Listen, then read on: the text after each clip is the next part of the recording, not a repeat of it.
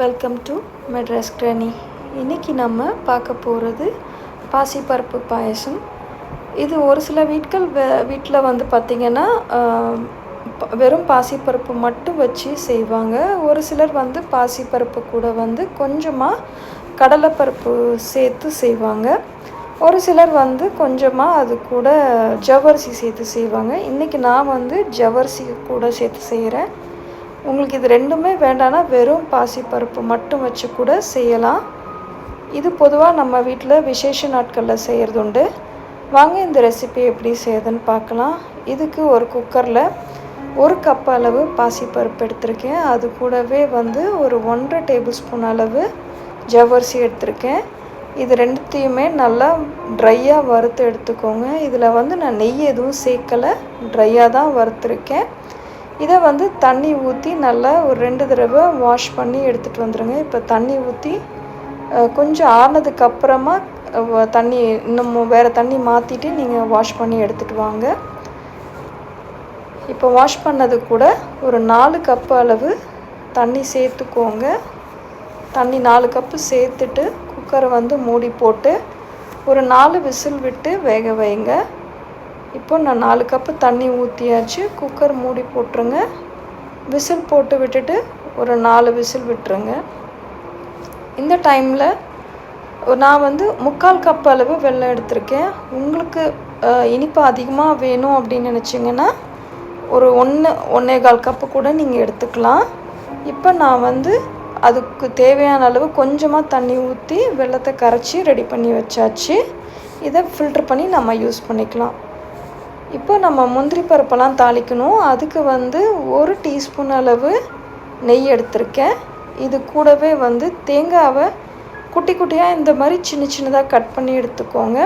அதை வந்து இது கூட போட்டு நல்ல ப்ரௌன் கலர் வர வரைக்கும் வறுத்து எடுத்துக்கோங்க. அப்போ நம்ம சாப்பிட்றதுக்கு நல்லாயிருக்கும்.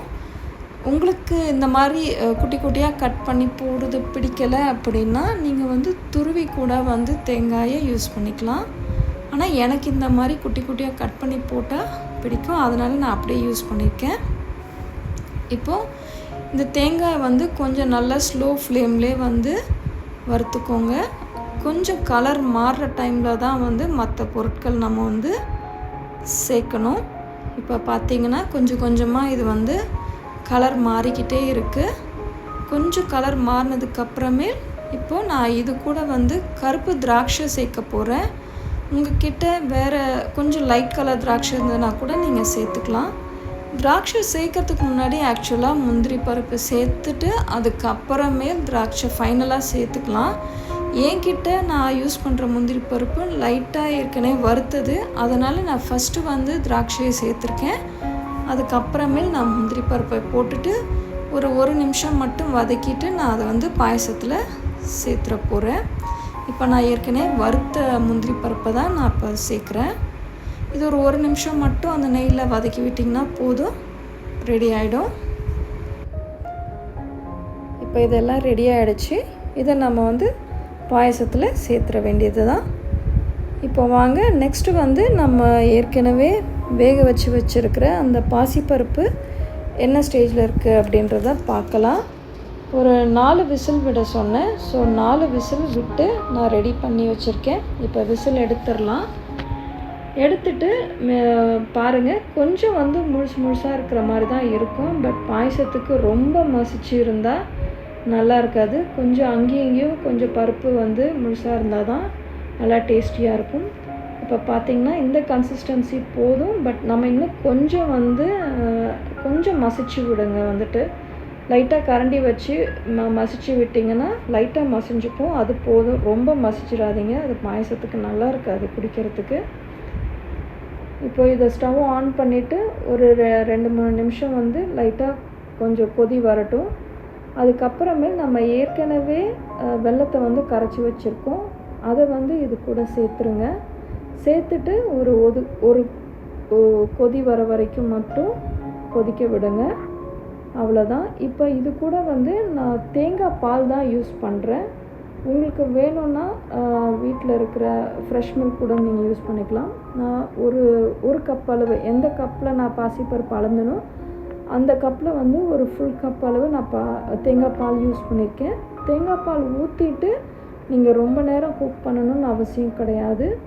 ஒரு 2 நிமிஷம் மட்டும் அப்படியே லைட்டாக ஸ்டவ்வில் இருந்துட்டு சூடு பண்ணிவிட்டு எடுத்துருங்க. ரொம்ப நேரம் குக் பண்ணிங்கன்னா நல்லா இருக்காது. இப்போ நம்ம ஏற்கனவே தாளித்து வச்சுருக்கிற தேங்காய், முந்திரி பருப்பு, திராட்சை இது எல்லாத்தையும் அது கூட சேர்த்துருங்க. நல்லா மிக்ஸ் பண்ணி விட்டுருங்க. எப்போவுமே நம்ம ஸ்வீட் செய்கிறப்போ அது கூட கொஞ்சமாக உப்பு சேர்த்திங்கன்னா அந்த ஸ்வீட் வந்து நல்லா என்ஹான்ஸ் பண்ணி கொடுக்கும். அதனால் கொஞ்சமாக உப்பு சேர்த்துக்கிறேன். வாசனைக்காக வந்து ஏலக்காய் தூள் சேர்த்திங்கன்னா ரொம்ப நல்லாயிருக்கும். அதையும் கொஞ்சமாக நான் ஏற்கனவே பொடிச்சு வச்சுருந்ததை நான் சேர்க்குறேன். இது எல்லாத்தையும் சேர்த்துட்டு நல்லா கலந்து விட்டுருங்க. அவ்வளோதான், நம்மளோட பாசிப்பருப்பு பாயசம் சூப்பராக ரெடி ஆகிடுச்சு. இதை வந்து இலையில் போட்டு சாப்பிட்றதுக்கு ரொம்ப நல்லாயிருக்கும். என்கிட்ட இலை இல்லை, அதனால் ஒரு பிளேட்டில் வாழைப்பழமும் அப்பளமும் அது கூட மசிச்சு வச்சு சாப்பிட்டிங்கன்னா சூப்பராக இருக்கும். தேங்க்ஸ் ஃபார் வாட்சிங் அண்ட் என்ஜாய்.